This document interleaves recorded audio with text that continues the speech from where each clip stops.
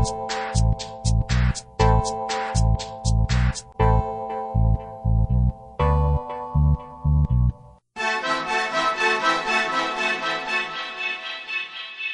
tal? Soy Guillermo Bestraijan de Agraria.p y nos encontramos con Hugo Wiener, presidente de Agrobanco, cuya misión es brindar soluciones financieras a los pequeños productores y en las zonas donde el sistema financiero no puede llegar. Señor Wiener, ¿cómo está? Sí, coméntenos un poco, ¿cómo trabaja Agrobanco para poder acercarse al pequeño productor? Y cuando surgió el Agrobanco, que su nombre es Banco Agropecuario, la idea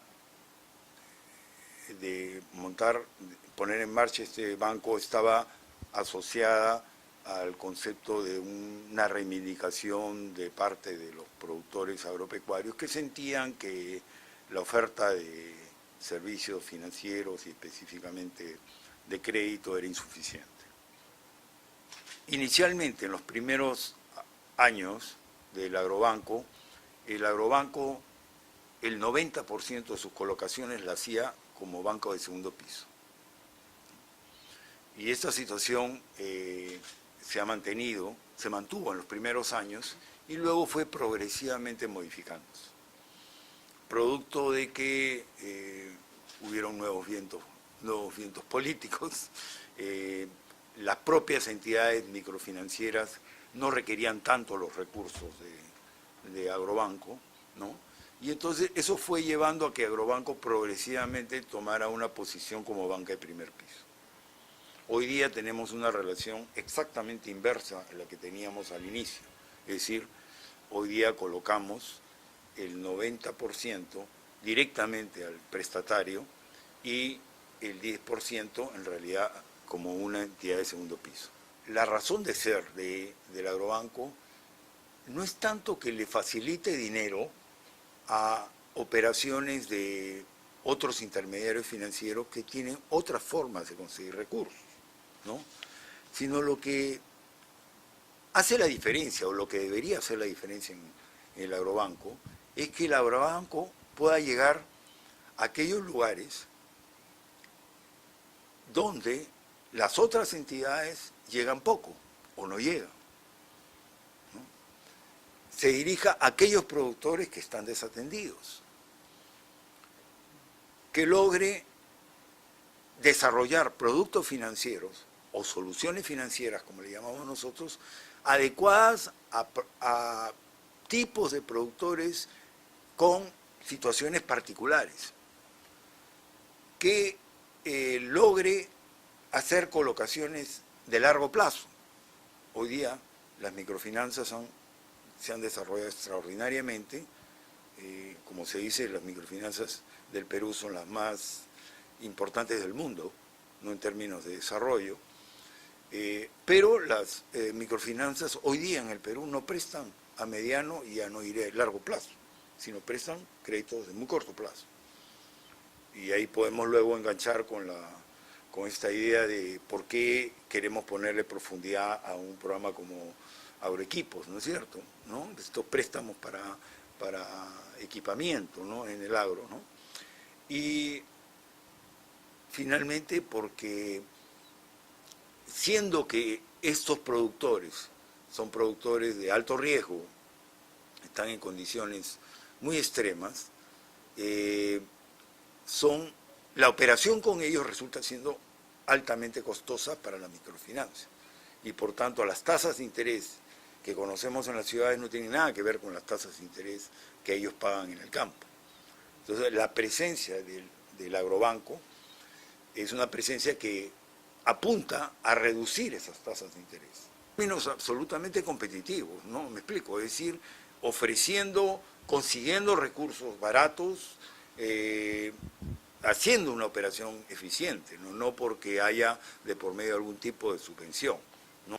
Pero en la medida en que el Agrobanco pudiera constituirse en una entidad captadora de recursos de largo plazo, recursos de la cooperación, etcétera, etcétera, puede ser que logre realmente hacer colocaciones de más largo plazo a un costo menor y por tanto induzca a que los otros agentes financieros también reduzcan sus tasas de interés, de tal manera de ir acercando, o si lo quieren de esta manera, cerrando la brecha entre lo que es hoy día un crédito en el área rural y un crédito en el área urbana.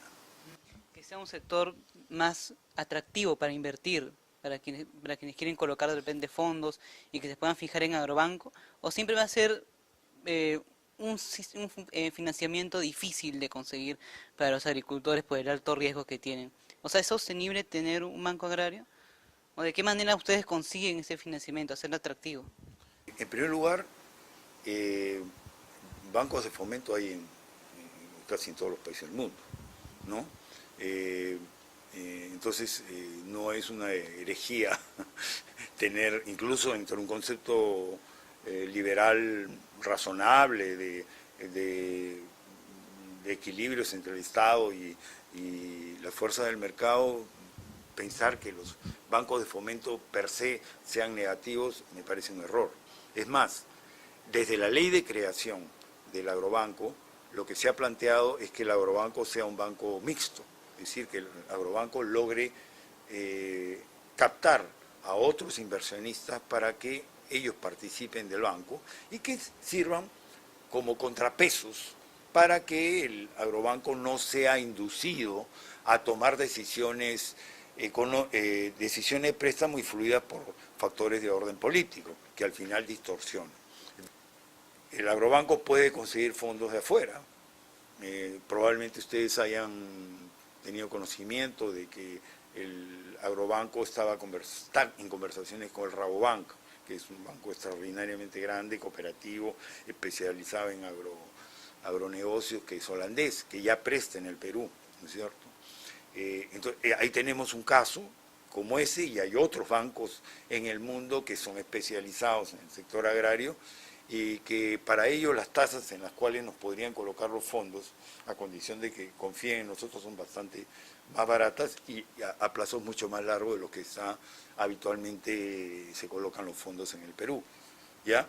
¿Es posible bajar la morosidad? Sí, es posible bajar la morosidad con una adecuada gestión de la cartera de crédito. ¿Es posible reducir los costos de transacción para el cliente, reducir el número o el costo de remuneraciones que tenemos que pagar para sostener un préstamo en particular y hacer que cada préstamo que agreguemos nos salga al banco un poco más barato que el anterior? ¿Me explico?